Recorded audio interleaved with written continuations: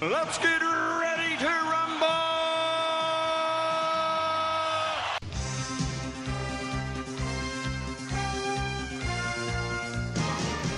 Hello and welcome to Netflix vs. Cinema. This is the podcast that is having to eat its own words after what we said last week when we said, oh, well, you know, Marvel released a movie, there's going to be nothing in cinemas for the next 2 weeks. And apparently, there is. Anyway, my name is Tosin. I am the host. I am based up in Bromsgrove in the middle of the country in the UK. And joining me from the Isle of Wight are Sharon Bollen. Hello. Shaun Harris. Hello there. And parachuting in from London as a London correspondent, bringing us that PWC bump. It's Holly Nesling. Hello. You know, I always wonder if we mention PWC enough times on this, would it not start showing up in searches when people look for PWC online, and then your bosses are going to be like, Holly, what have you been doing? Well, a friend of mine from work has already told his friends about it, and they keep saying, "What's this new law thing?" New law? Yes, so I said to start with, that's the team I work in. So what you're telling? So we're actually doing PWC advertising for them. Possibly, yes. Oh, guys, I smell our first sponsor. Yeah. I'm not entirely sure how that would work exactly. I smell our first ever sponsor. Don't worry, we just say PWC like we promise to say PWC like let's say we have an hour. It's like, every 5 minutes we say PWC every 5 minutes. We get 500 quid. So we start turning up in the search results. I mean that'll up the rank. Right, cool. So as I was saying at the beginning of the show, last week Black Panther Wakanda Forever was released, and we thought, as usual, whenever a Marvel movie is released, there is nothing usually for the week beforehand and like 2 weeks afterwards.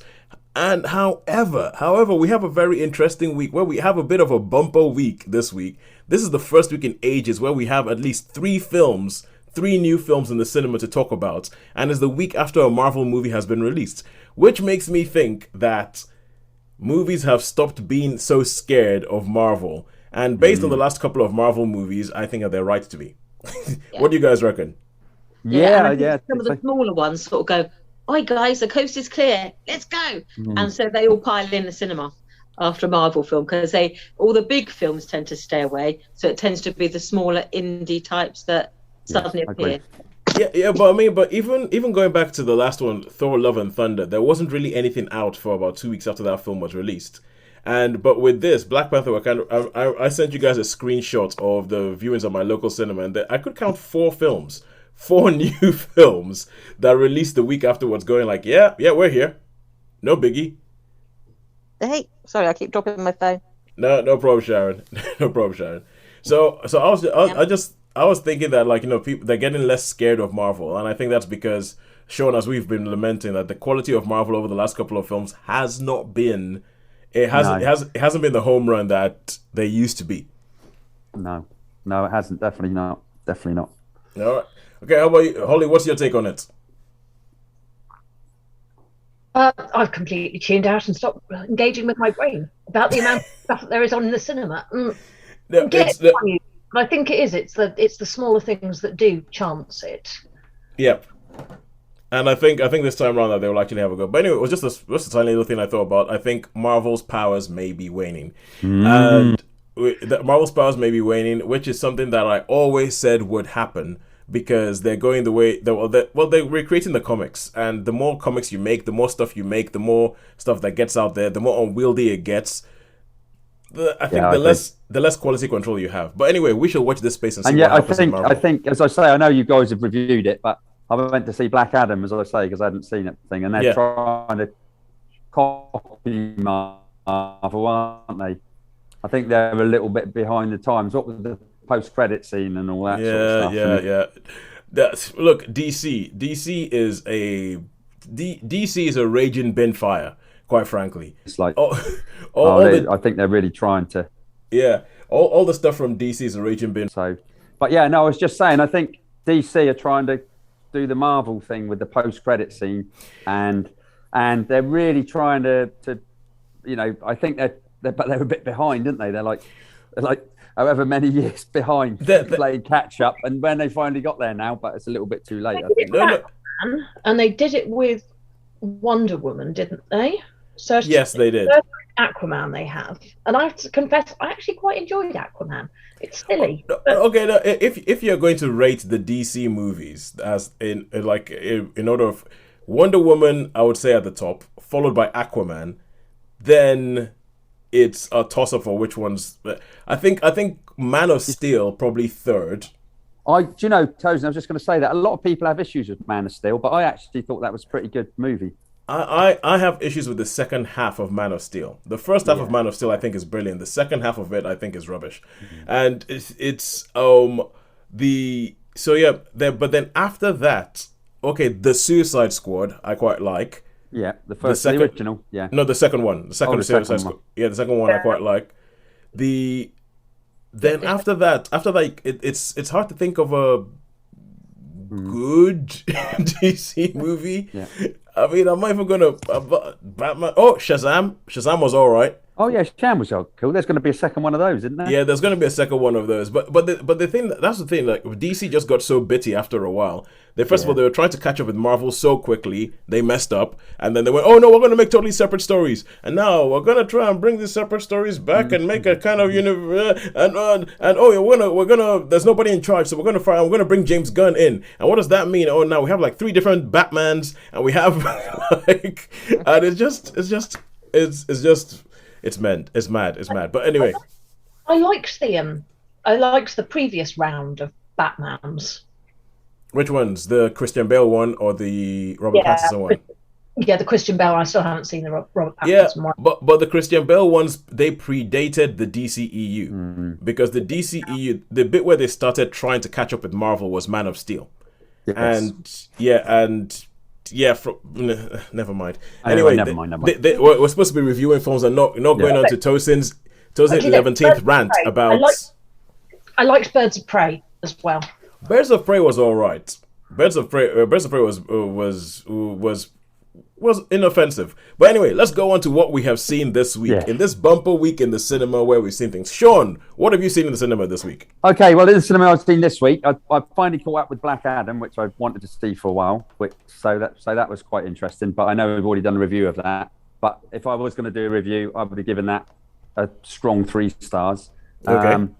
I thought The Menu, which I think... Yes, I also saw The Menu. Yeah, I also saw The Menu. And I watched a movie last night called Armageddon Time. Armageddon Time. And and I would have done a double bill, but I didn't see Sharon's message until I got out of the cinema about 7:30, and I come straight back, and I never checked my phone. I'm stupid, really. I should check my phone. And I thought, I could have come straight out and gone into done a double bill. So, but there you go. So I've seen those 3, and I have seen some stuff on streaming platforms, but I think you guys have probably got 3 anyway.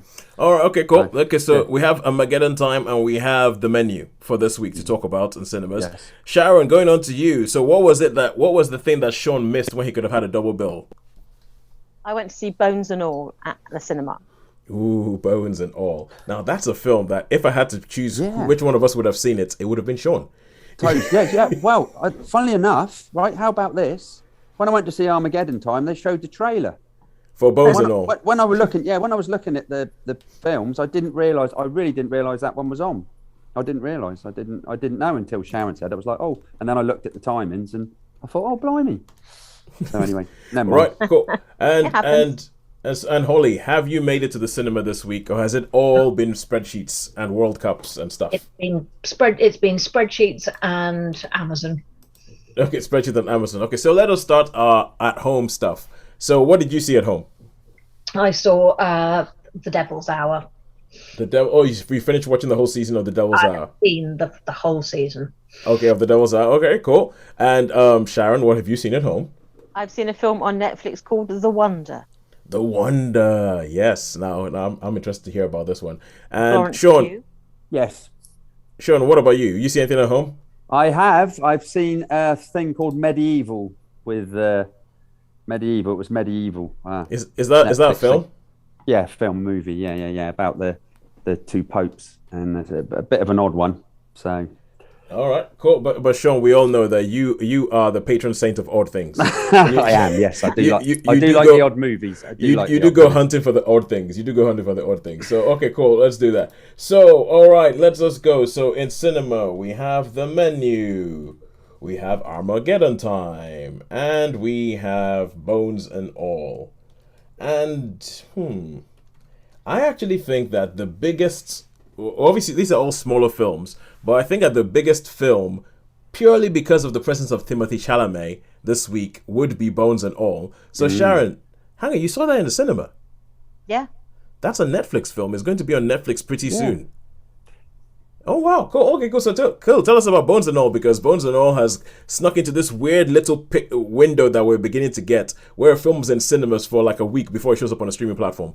So, so tell us about Bones and All. Bones and All. Yes. I think the basic premise of it, I can't not help but spoil, because it's all in the trailer. Yeah. So basically, there is a group of people who are called eaters. And eaters are people who devour other people. And it is something that they are born with, and it appears to be passed from mother to daughter and father to son. So the chances of you becoming an eater has increased if one of your ancestors or your predecessors are an eater as well. Yep. So eaters are people who devour other people. They never use the word cannibal. It's never mentioned in the film. It's described, you are an eater.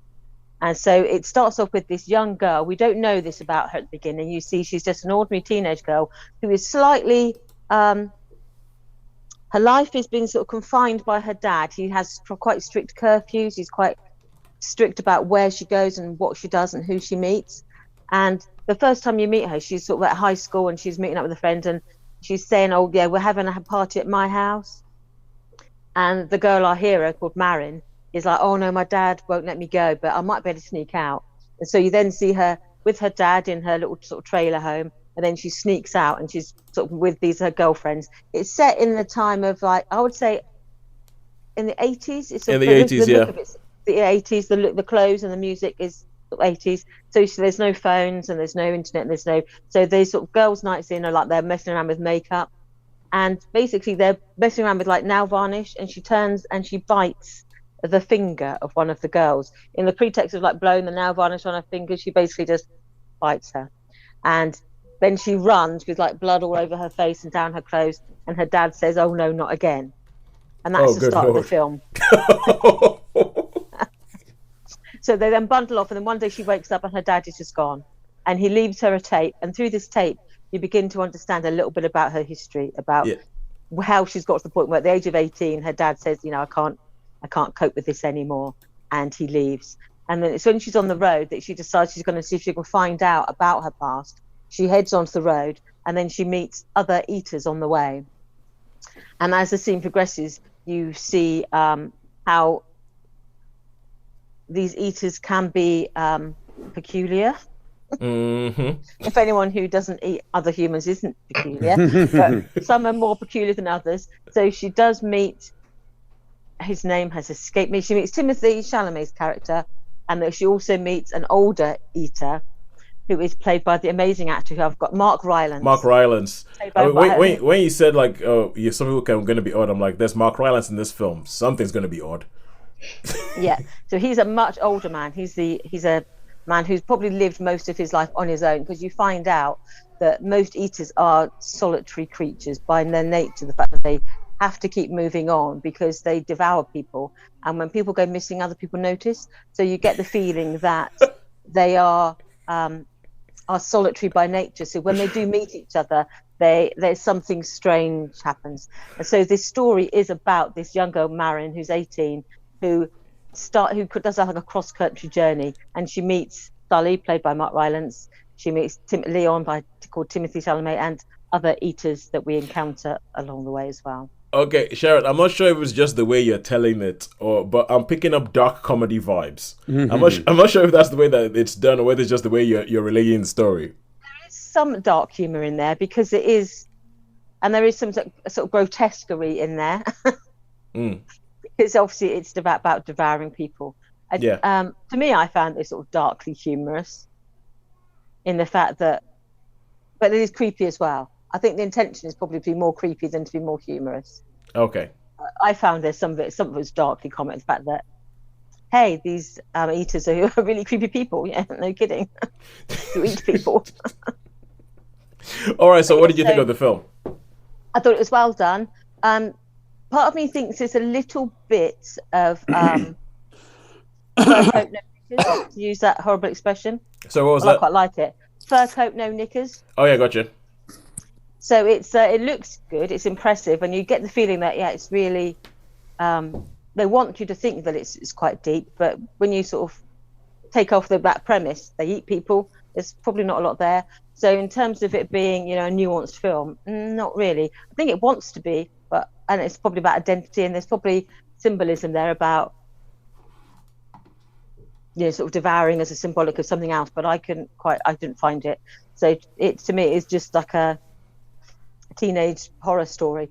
So I thought it was good. It's well done, but not as probably deep as they want to think it is. It is based on a book which I haven't read, so maybe the book might shed more light on it, and you do get to understand the meaning of Bones and All, of why the film was called that. So I would basically give it a 3. I think it could be a 4 to some people, because I think the look of it is very good. I mean, I liked the color palette. I liked the way it was quite just, even though it's described as like a horror, it was quite discreet. Yeah, when you don't it wasn't like The Walking Dead where you've got like an arm where they're like munching it like sweet corn. It was, you sort of see a lot of blood, and they're just like, all a bit furtive about it. And so apart from like the scenes of them covered in blood, you don't actually see them like eating like raw liver or anything. So it's quite discreetly filmed. So I thought it was quite beautifully shot. Well, I would give it a 4 for its appearance, but probably 3 for its content. So it is directed by Luca Guadagnino, who is known for like the look. He did Call Me by Your Name, and he did a TV show that was he is, I think cinematography is like a real thing, and he's more of a contemplative director. So yeah, I would be surprised if it ended up being like Friday the 13th, the 15th film or anything like that. But the only thing I did find it slightly distracting for me was, as Johnny, I think you probably would get it instantly, but when they went to a different state, they would put the 2-letter abbreviation up. So if they were in, I think one state was like Ohio, I think. So it had like OH. Yeah. You just had the OH, and then I was thinking, I think that's Ohio. But whenever they did that, I had to like work out what state it was in. So to me, it was slightly distracting, because I was thinking, where's that one? And I thought, like, there was one that beginning with N, so I'm thinking, if it's N, I think it was NK or NB or something. It was Nebraska. Like, that's probably Nebraska. So I was thinking, what's part of, and so in my head, I was doing like a mini geography lesson, because it wasn't instant. It's like when they put on the films like London, England, they like spell it out. And I must assume that everybody knows all the American states, because I was watching this thinking, I don't know what state you mean. I used to. It sounds like all the Midwest sort of areas. So they've all been travelling around this south to mid, I think. I'd quite probably middle. If they had a little map that propped up and showed you where the state was and gave you its name. Oh no, come on, Holly. This is Hollywood. This is America. They just assume everybody knows about their stuff because their stuff is important, isn't it? And nobody else's stuff is. Even some English dudes like me, I used to be able to name every state and every, what their flower was, what their Crikey. What the nickname was. I mean, I expect Tosin, if I was to say, like the first state of America, what's the first state known as the first state, or stuff like that? The first state is. Any idea? Do you want to have a quick guess before Texas? I know we're diverting? No, not Texas. Virginia. Pardon? Pennsylvania? Not Virginia. No. Oh, is it where the Liberty Bell is? No. That's in Philadelphia. No, that would be Pennsylvania. No, it's Delaware. Nope, no clue. No, although having said that, because of the way Americans make films and they just assume you know all this stuff, I know a lot more about, like, say, American high schools than I should. Someone who's never gone to one. So, all right, cool. So that is 3 stars to begin with for Bones and All. And I remember when I heard that title, I figured out, I was like, okay, I think I know what that means. But now let's go over to TV stuff. And Shaun, you said on Netflix you saw something called Medieval. Yeah, one of those words never. It was Amazon, not Amazon. Netflix. Yeah. Okay. Something yeah, that's one of those words I can never spell properly. Yeah, But- I know. I don't know if it's IE or EI. What is it? Yeah. What is it? Sharon. AE is the normal spelling, I think. AE, yeah. IEEIA. Oh, good lord. Who knows? So anyway, tell us about this film and we'll figure out how to spell it later. Okay, medieval. Okay, so this is the film. I've got to be honest. I was sort of I wasn't like, it didn't grab me. It's got Michael Caine in, and it sort of takes place. There's like two popes, and basically it's a story. It's based on somebody called Jan. I can't remember, but they're like he was like a soldier, like a mercenary sort of thing, and he was given a mission to look after this girl and sort of take her place to another place. And then there's this other dude that sort of wanted it. It was a very, very mixed up movie, and I don't know. I mean, that's why when I said to you, I'm sure you guys have got enough stuff. This was something that was really all over the place. There was a lot of fighting. There was I didn't really understand it that much. So I mean, it's like I don't know. It just didn't grab me at all. It was supposed to be quite violent, but it was a bit for me. It wasn't really something I really any idea when this was made? It's 2022. So really, it was, yeah. It was yeah. So it's Jan Žižka. Jan Žižka, that's him, yeah. All right, Shaun, it sounds like we can just jump straight to. So, how many stars would you give this? Probably 2 or 3. I didn't like it. I thought it was going to be really good. I mean, Michael Caine was in a film in the 60s called The Last Valley, which was like the 30 years. What have you seen The Last Valley, Sharon? Yes, I saw it about 3 weeks ago with my mum. We sat and watched it. You're joking. Now, I really like that. I think that is Michael Caine's favourite movie. That's just, yeah, I can see it. Yeah, that's Michael Caine's favourite movie. That's what he liked the best. So yeah, I would give this one a 3 star. So 3 star. Oh man, the way you were talking about 2 star. Oh. All right, cool. Because the way you were talking about it, because Shaun, you just gave me a. You know what? I actually really can't be bothered to even talk about this film. Well, that's it. Yeah, I didn't really give it. This is like this film. It took enough out of my life. I don't want to take it any more out of your life. So I'm not even going to take my 5 minutes to review this film. Let's give it 2. Let's give it as 2 stars and let's just get out of there. And yet, move on. 5.9 on IMDb. I don't believe IMDb. Who No, knows? I know it's sometimes nonsense, but that's surprisingly not as bad a rating as it sounds like it deserves. That's because the general populace is not as discerning as Mr. Harris. That's what. Fair point. Fair. All right. Okay. So now we go back to cinemas and we go to a film called The Menu. And this is a film that I think Shaun and I have both seen. And it stars Ralph Fiennes, which I believe is how you pronounce his name nowadays. Rafe, yeah. Rafe. He stars Ralph Fiennes as this avant-garde chef. So, I'll give you the idea. He has a restaurant that's on an island. And to get to the island, or to get to his restaurant, you have to take a boat to the island. The boat only takes 12 people because every night, only 12 people can dine in this restaurant. And each person who wants to dine in this restaurant has to part with about $1,200 to eat in the restaurant. And so so it starts off and you meet Nicholas Hoult. You meet Nicholas Hoult and Anya Taylor-Joy, who play 2 characters. She's called Margot. I can't remember what he's called. And they Tyler and Margot. And they're waiting for this boat to come take them to this island. And he is all like, oh my god. And you can see like he's an absolute fanboy. And he's talking about, oh, you're gonna. And she lights up a cigarette and he's like, oh no, don't smoke, babe. It's like you're gonna ruin your palate. This is gonna be some of the most amazing food ever. And if you smoke, it's gonna ruin your palate. You've got to be able to taste all the different blah blah blah blah blah. So you can imagine that this is the kind of restaurant you go to, and they'll serve you things like foam, or deconstructed burger or something like that.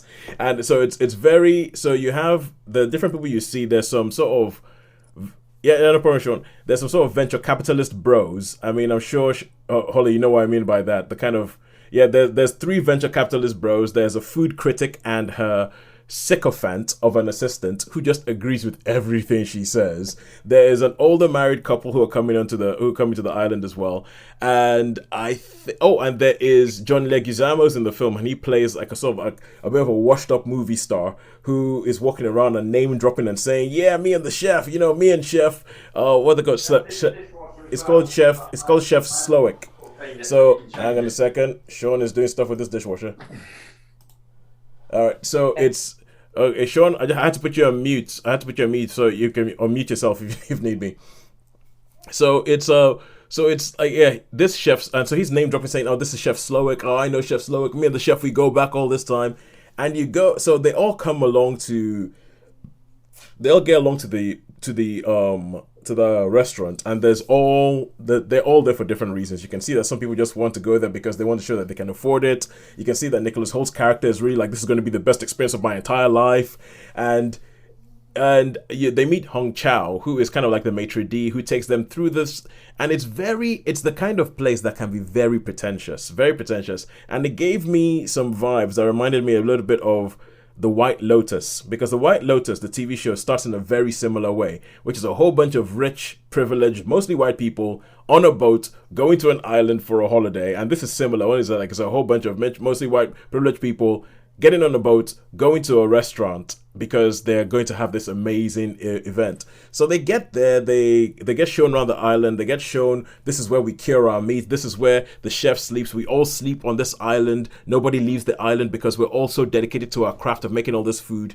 And they get into the to the dinner, and they have this whole thing where, if you've ever had a tasting menu where the chef comes out and explains, this is what happens, this is what this is what the story of this bit is, and he explains every single course. And as the course goes along, it becomes a bit more obvious that everybody is not there by accident, that there's a reason why these people are picked, and this chef has a reason of what he's going to be doing with everybody while they are there. Yeah, and then there were none, by the sounds of it. But there is definitely something a little bit Agatha Christie about it, and then there's something a bit more. And I feel like to say anything more or to dig into it would start going a bit weird. But I think someone asked me about this film before I went to see it, and I said it's a little bit like, from watching the trailer, I was like, it seems like it's doing a whole, what if Gordon Ramsay was a little bit sinister?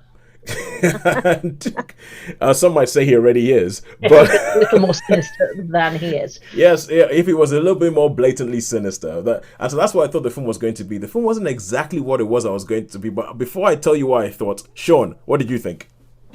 Unmute.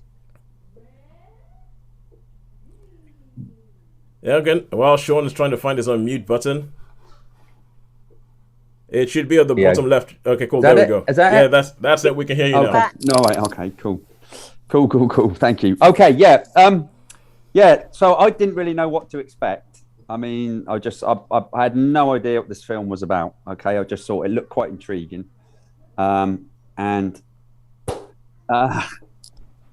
thought this is. I mean, I think with Ralph Fiennes I find him, some things he's good and some things I just really, really can't stand him in. I really, really think he can't, just doesn't do it for me. Maybe it's that Voldemort thing.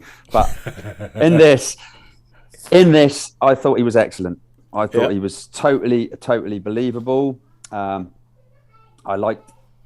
normally like Nicholas Hoult. I wasn't so keen on him. Anya Taylor-Joy was always pretty good. And I'm pretty sure what's his name? John Leguizamo. Leguizamo, I'm sure, that character was based on Steven Seagal. In fact, I'd put money on that.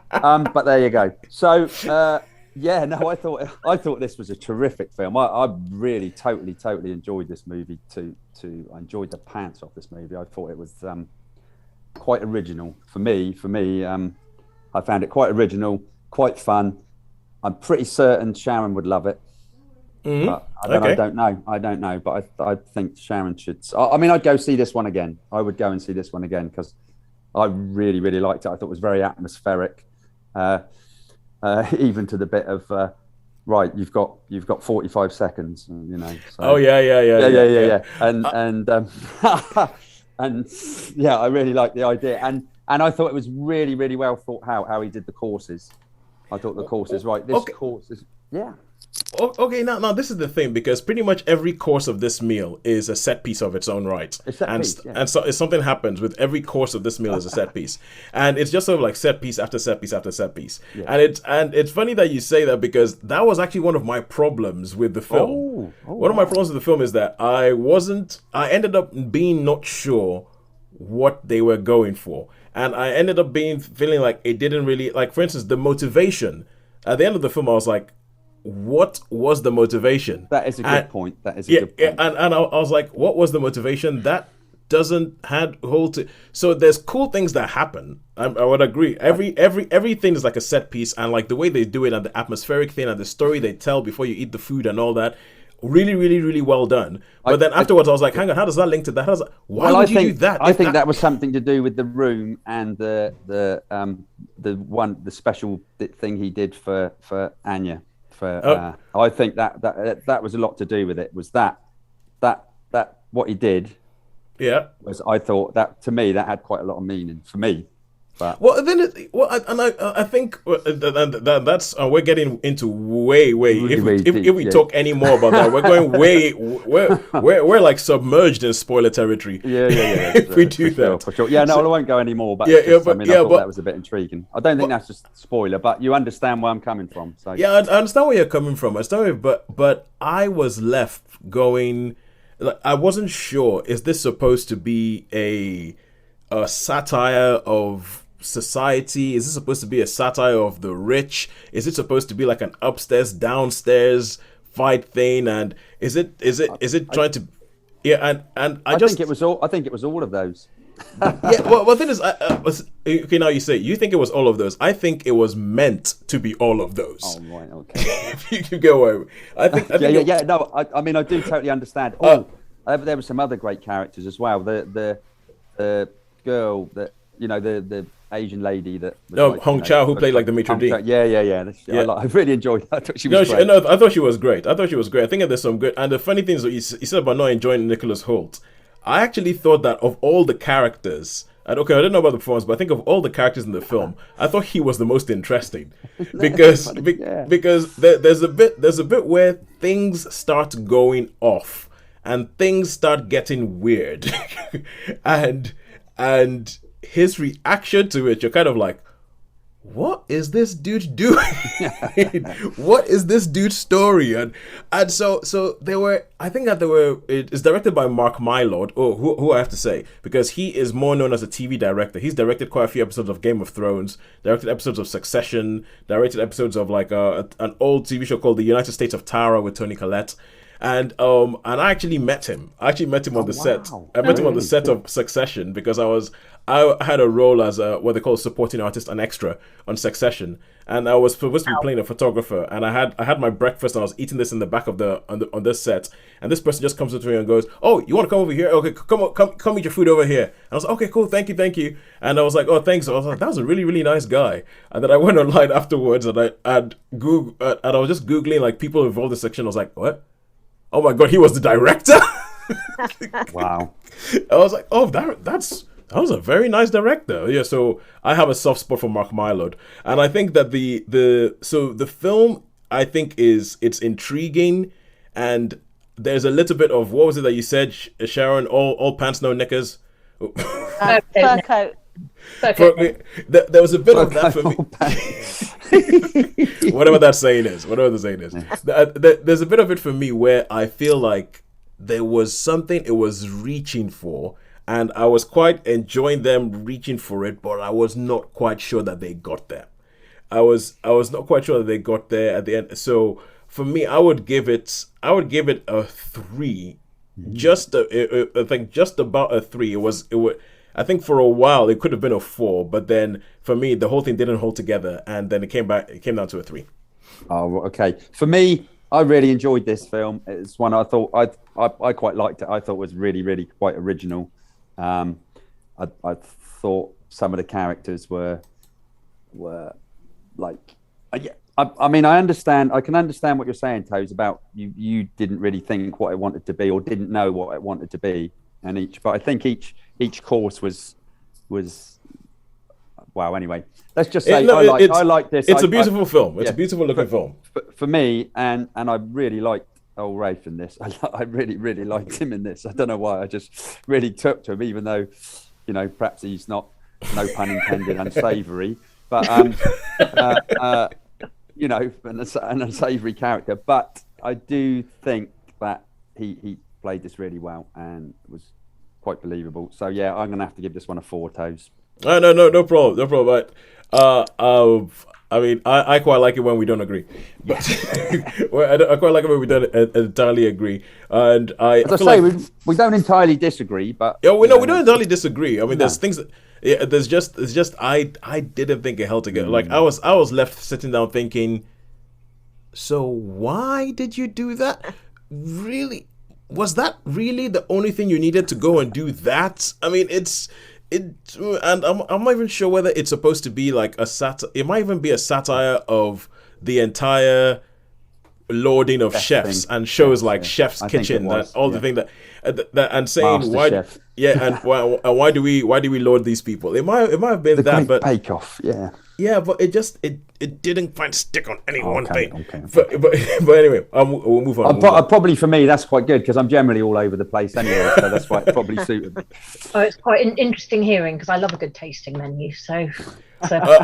Okay, that Holly, I think you would like this film. Yeah, I actually think you would like this film because you did strike me as a tasting menu type of person. Going by your Facebook feed and all the numerous bottles of wine, even when they go, and this wine, this was a wine. There's a bit where they talk about they talk about the wine and they talk about the grapes and they talk about the fact that it's not even from a vineyard. It's not from a vineyard. It's not even from one patch of one vineyard. It's from one row of grapes. This whole bottle was from one row, and it's things like that. And I think it's funny because you have the Anya Taylor-Joy character who's supposed to be almost like the audience's eyes into this because she thinks the entire thing is ridiculous. She thinks it's ridiculous, pompous, preposterous, and everybody else is like, no, yes, it's wonderful. But anyway.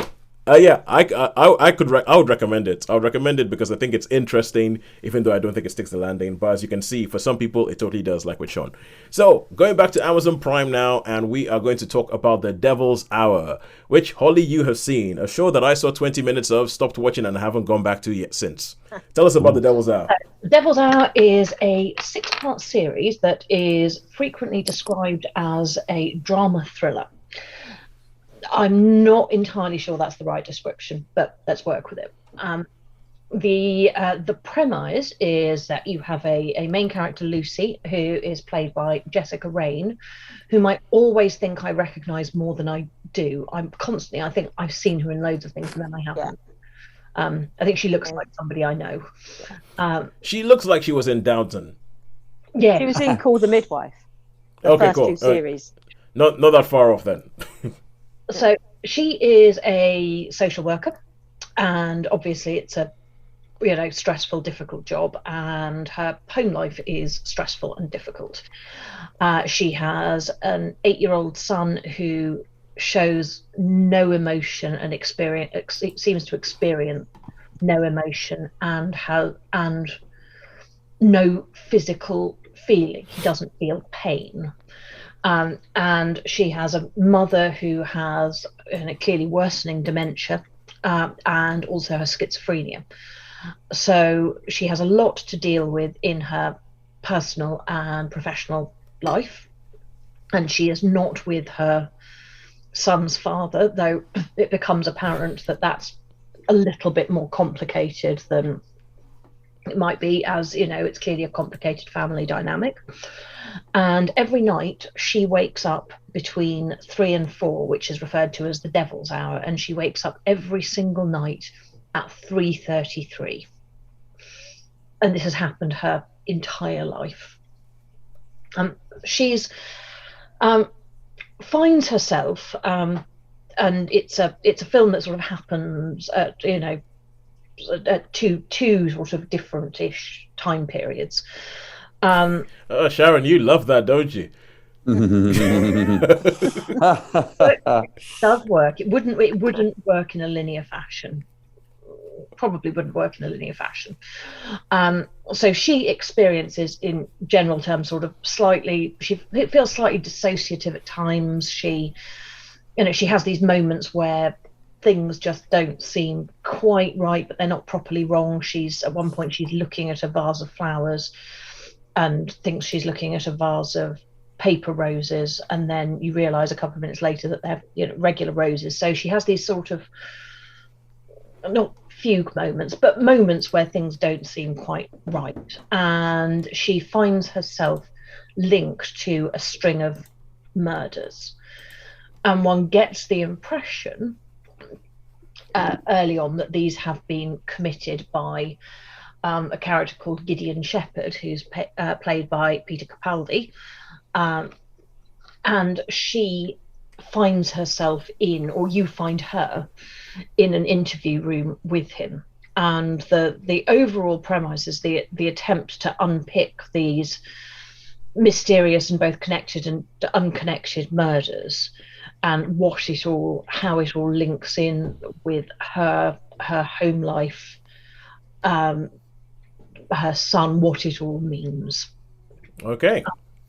It's a good cast.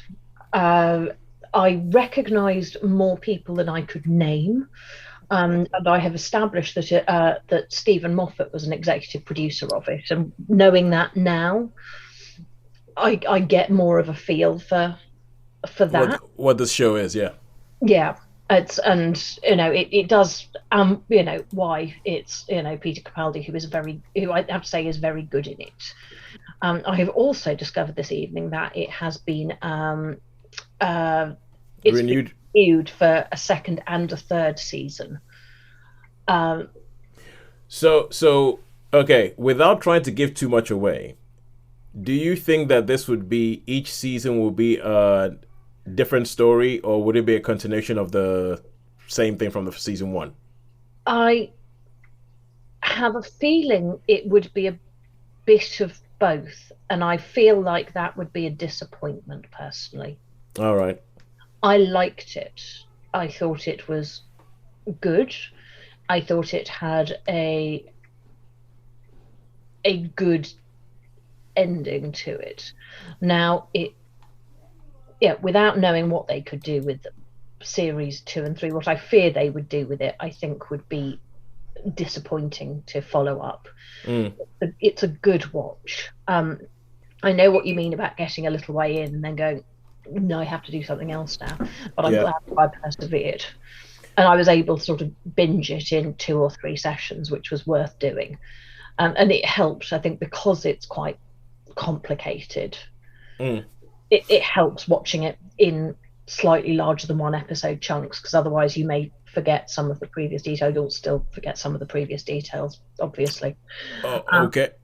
So I'd give it a 4. 4 stars, okay. I would recommend others watched it, but as I said, I'm a little bit sad that they've decided to do additional series. Sometimes I think it's a good point to do something well and then walk away. Yeah. I feel a bit like that with Bad Sisters. So remember I reviewed Bad Sisters, maybe I don't think it was last week or the week before. Yeah. And I thought it was a lovely self-contained story, and then the news came out that they've renewed it for a second season. And I'm like, how? What are you going to do? I mean, unless they do something totally left field, like the show changes genre from a murder mystery to a family drama or something like that. Maybe that could work, but I don't see how you continue. And I feel like it's a little bit like, okay, so Holly, I finished watching Only Murders in the Building season 2, and I liked it. It was fun and everything like that. But that's the kind of show that I'm going, you can't keep it going, because they've renewed it for seasons 3 and seasons 4. And I'm 2 more. 2 more. Yeah, there's 2, and I'm thinking, no, it's going to be a bit like, Murder, She Wrote. After a while, you're going to be like, I think Jessica Fletcher might be causing these murders.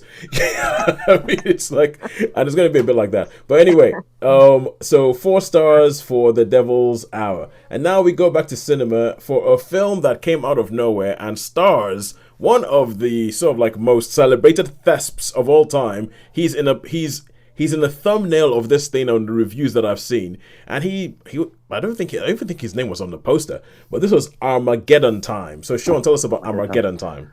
Okay, now I didn't know anything about this film. I just happened to see.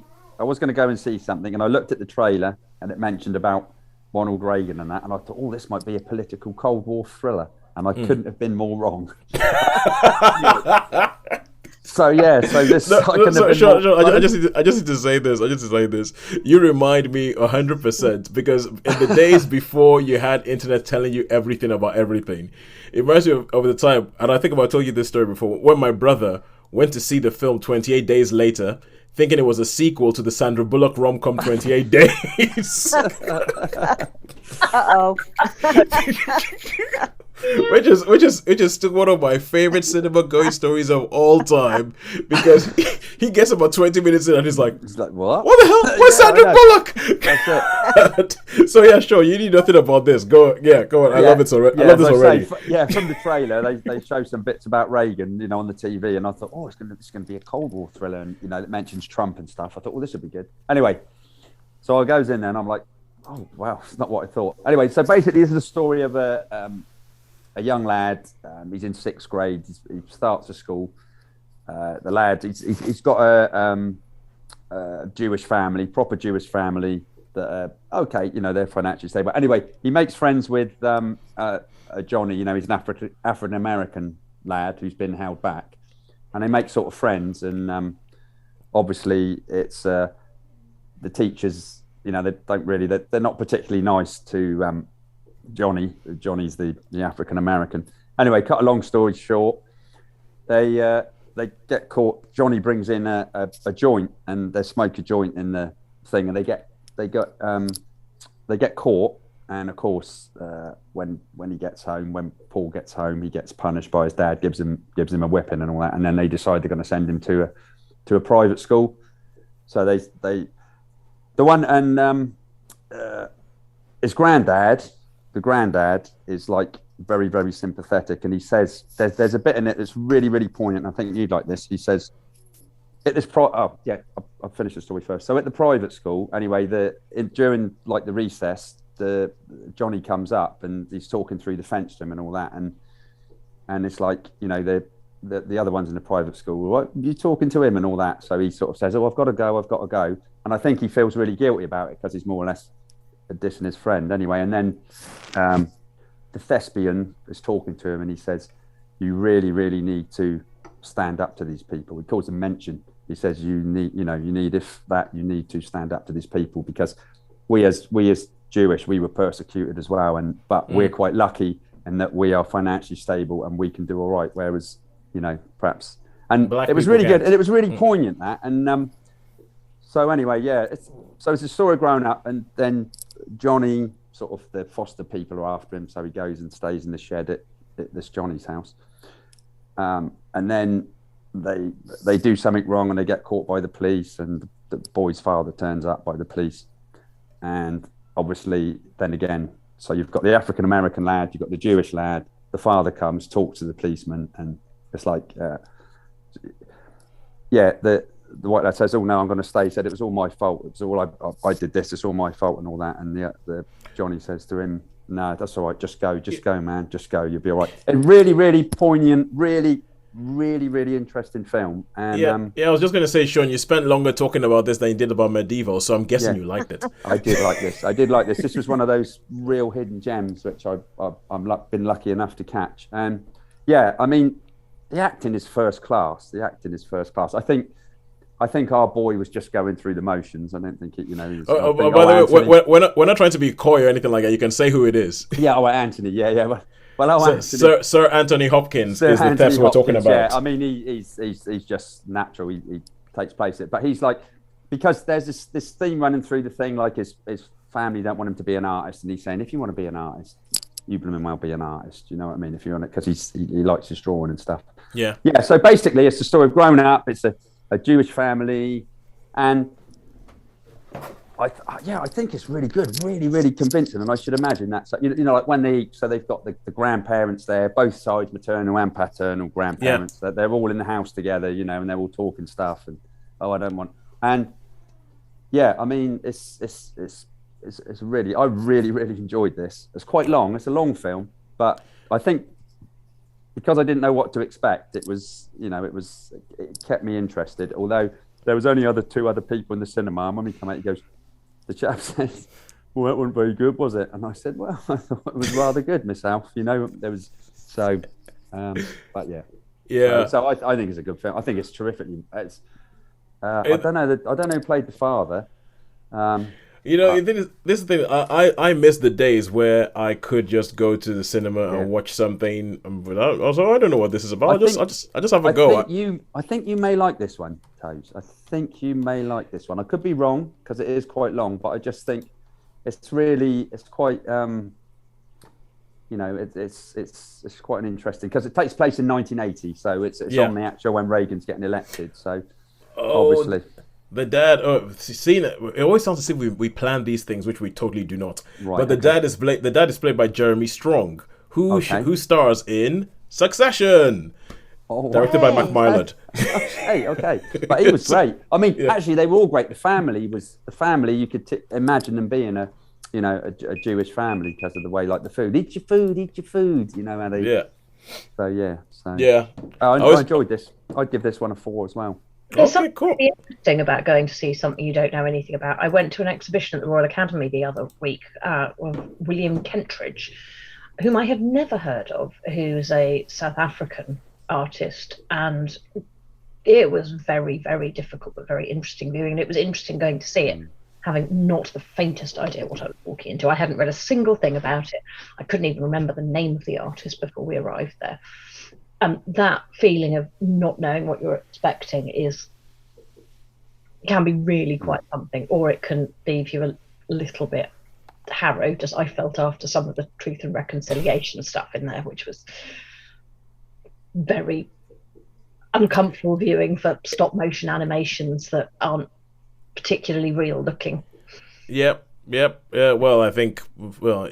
South Africa. Anyway, you're about to get me on my colonialism thing again. There's my art recommendation for the week.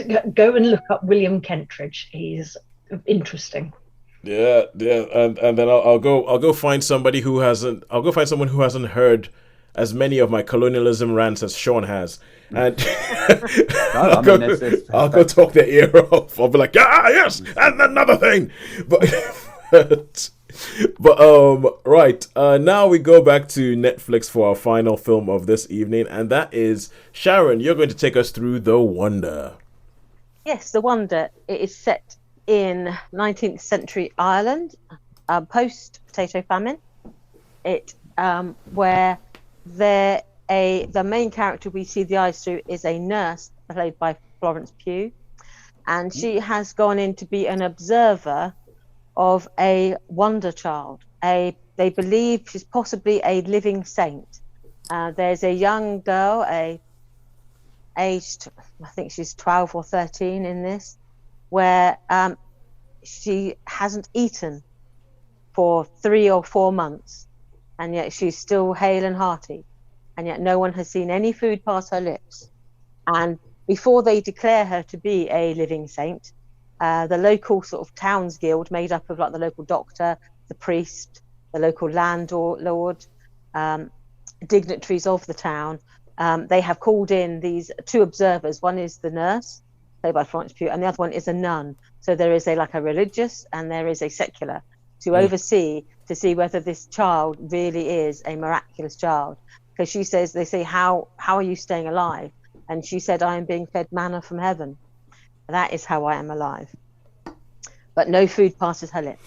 And so the nurse and the nun are set to watch her 24 hours a day. And they basically check her to make sure she's not hiding any food. They check her room, her bed, her clothes, the whole everywhere around her. They check her to make sure that she is not sneaking any food.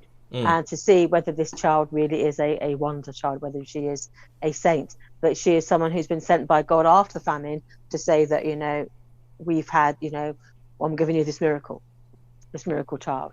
And half of the people believe her. And so the doctor is saying, played by Toby Jones, and Kieran Hines plays, I don't know if he plays the local priest or the local judge, but he's there as well. And the doctor's saying, wow, maybe this is a new. She's getting energy from of stuff from the air. Maybe she's she's transmuting this sort of things so that she's sustaining herself. And the nurse is saying, like, you're a doctor. We're interested in science. You want to know the science, not what. And so in some ways he's more credulous than the priest is, and the priest is like, something's going on here. So they are basically trying to find out what is going on with this girl. And as the story progresses, you do see this girl getting weaker and weaker and weaker. You have a question, Tosin? No, it wasn't a question, it was a comment. I was just going to say that I don't think that there could be a better match of, as far as we're concerned, reviewer to film. Because when I actually heard the plot from this film, this was before the film was released, I was like, hasn't Sharon already reviewed this? I'm pretty sure I could hear, I could so hear you talking about this film in your voice that I thought you had already reviewed it on a previous show. No, probably not. But so, and then we meet another, Tom Burke appears. He's a journalist from London. He's Irish by birth, and he left Ireland after the famine to work in London as a journalist. So he's come back to basically report on this story as well. So, and him and Florence Pugh sort of make a connection, and then they try to find out what's happened with this girl. And so as the story progresses, elements of the past, a lot of the characters, a lot of the secrets they've been concealing become revealed. And you understand some of the causes and effects of the famine, as well as what this child means to the community, having this miracle amongst them in Ireland at this time. And so it unfolds, and sort of secrets are revealed, and you do find out, a little bit more about all of the characters as it progresses. And so it was an interesting film. I quite liked it. It was quite bleak in its places, because you can get two different types of Ireland on film. You can get the dee diddly leprechaun skipping about. Wild Mountain Time. Yeah. Dee diddly. So you get that Ireland. Michael Flatley. Gerard Butler. And all that sort of stuff. And then you also get this slightly bleak, where heaven and earth meets. You get the feeling that that you scratch the surface and there's sort of something is supernatural almost under there, where it's sort of like there's a thinning between these two realms. And so this is all heading towards that sort of more the spiritual sort of side of Ireland, where there's a thinning between these sort of two worlds. So if there was going to be a miracle child, it's possible in this environment that she could be something special, that we do begin to, the truth is revealed as the film goes on. And things that were kept hidden get revealed, and some things that should be kept hidden still are. I don't want to give any spoilers. So what did you think? I enjoyed it. I liked it a lot. I thought it's the sort of film I like. It's sort of thoughtful. There's nuances. It was written by the lady, I can't remember her surname. Is it Emma Donoghue? But she wrote Room as well. Oh yeah, Room. Oh yeah. So that talk about bleak. There are bleak elements into it as well in this story, but I liked it a lot. I thought it was well played. It was literary. It was well shot. It had that feeling of otherness about it. So I really enjoyed it. I'd give it a 4. Oh, 4 stars. 4 stars for the wonder. And I think once he said Florence Pugh, that was all the recommendation that Shaun needed. So there's one I think of it. There is a strange device at the beginning and at the end, because at the beginning you see a film set, all scaffolding and wooden floors, and then as this camera pans round, you then pan into the stage of the train carriage, which you first see Florence Pugh travelling in, and then you get drawn into the actual story. Then at the end, the last scene, it pans out, and then you're back on the sort of film set again, and it's sort of like back to reality. So it's sort of booktailed by these two scenes of like, this is not real, this is a film. A Shakespearean play. Oh, very Brechtian. Yeah. So I didn't quite know what that was about, but it made it interesting. You suddenly sort of feel disconnected at the beginning. You're like going, oh, I feel like uneasy. And so and he says maybe they want to create that sort of uneasiness, thinking, okay, this is not familiar territory. The way you're doing this, and then you get drawn into the film. But it's only at the end that you remembered it again, because then you get drawn into the film, you watch the film, and then suddenly it's like, hey, we're back out into the real world again, ha ha ha. And so it sort of creates that sense of slightly uneasiness. But apart from that, which I didn't really get why, maybe it was just to create that sort of slight sense of disconnection, that you're entering into a different world here, as she was entering into a different world when she travelled from her home in England to Ireland. I don't know. You can probably read more into it, but that was interesting, but a bit sort of slightly unnerving. But that still didn't take away from the film. It just added another edge of, what's going on? Yeah. Oh yeah, I think that has to do with the director. The director did this because he's a bit more out there. But anyway, I'm gonna have to because I can feel myself confusing him with another director already. So I'm gonna stop talking, and I'm gonna go with So, who do we think has won this week? After we have 4 stars for The Wonder, I think it's going to be really tight. Yeah. But I think this is going to be a tight one. This one. This is Probably our toughest. Because your medieval was a 2. Yeah. I think it's a draw. Yeah. I mean, I'm perhaps with Holly a little bit on this. I mean, I suppose we've got our average R stars for the menu. Yeah. So yeah. Oh yeah, because we've got 2 votes. Yeah, 2 votes. So that might offset. Yeah, that might offset. Yeah. May I just say, I'm still going to go with cinema. I might just say I have missed having 3 films in the cinema because we haven't had 3 films to talk about in the cinema for ages. And whenever we have 3 films to talk about in the cinema, it makes the question of who has won this week, where money has been better spent, Netflix or cinema this week, a lot more difficult to solve. To say, as opposed to, well, we've had 2 things to talk about this week, and therefore, they won. So okay, so Sharon, you're saying cinema. Sean, cinema might have just pipped it by half a point or something. I'm going to go with Holly and say it's even Stevens. So Holly and Joan say draw. Sharon says cinema, and the winner is Sharon. Well done, Sharon. Sharon is right.